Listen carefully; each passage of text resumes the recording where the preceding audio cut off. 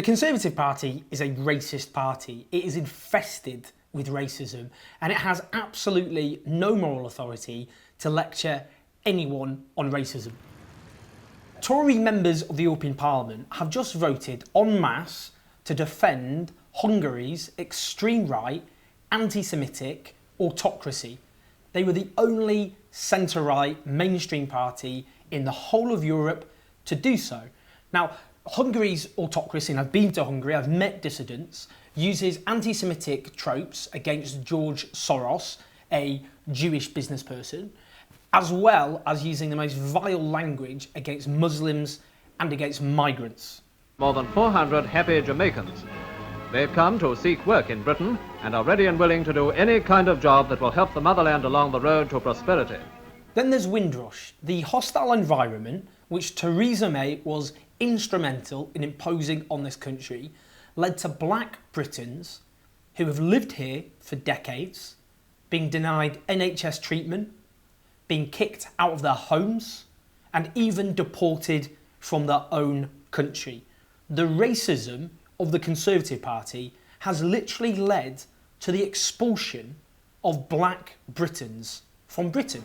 They're all full of hope for the future, so let's make them very welcome as they begin their new life over here. Theresa May, of course, is the Home Secretary who gave us the Go Home vans, which were sent around diverse communities, using a slogan which was spat at in the face and continues to be at migrants, but also people from minority backgrounds. The Conservative Party have spent years, of course, whipping up hysteria against immigrants, presenting them as a social problem, as a threat. That culminated, of course, in the EU referendum, when a Leave campaign led by prominent Conservatives like Boris Johnson and Michael Gove led a vitriolic, lying campaign which talked about immigrants as potential rapists and murderers and criminals and terrorists, which made up lies about Turkey imminently joining the European Union, which used maps of Turkey showing Syria and Iraq next to them, making this claim that people from Syria and Iraq would end up pouring into Britain as a consequence of continued membership of the European Union. The consequence of that bigotry, that racism, that xenophobia, legitimised by prominent Conservative politicians, racist hate crimes escalated in the aftermath of the EU referendum vote.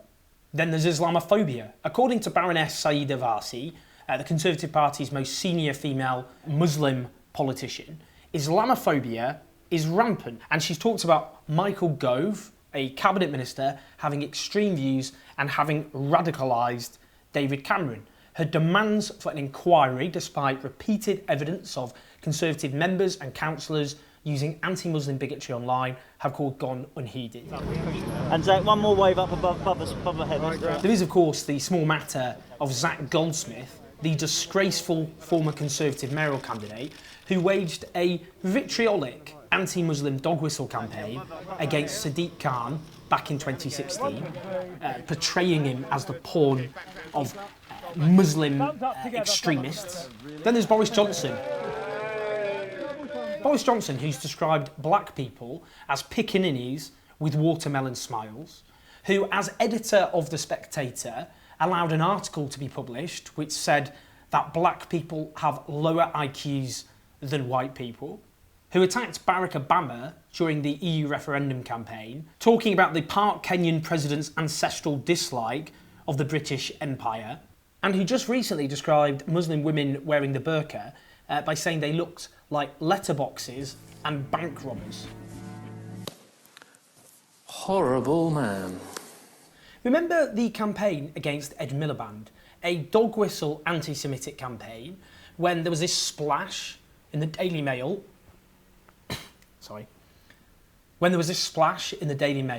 which described Ed Miliband's father as the man who hated Britain, a classic anti-Semitic trope of the disloyal, subversive Jew, where he was constantly attacked for looking weird, where a senior Conservative minister, Michael Fallon, said that he would stab his country in the back like he stabbed his brother in the back. Again, all playing to the classic anti-Semitic trope of the disloyal Jew. This was a Conservative party who, back in the 1980s, activists would wear Hang Nelson Mandela badges, where Margaret Thatcher, when she was on the verge of power, said people are rather afraid that this country might be swamped by people with a different culture, the sort of rhetoric that belongs to the far right. Then there was Enoch Powell, who in the late 1960s in his Rivers of Blood speech presented an apocalyptic vision of the consequences of immigration, talking about the black man will have the whip hand over the white man. And the infamous Tory campaign in Smethwick in the 1960s, when a slogan was bandied around, if you want a N-word for neighbour, vote Labour.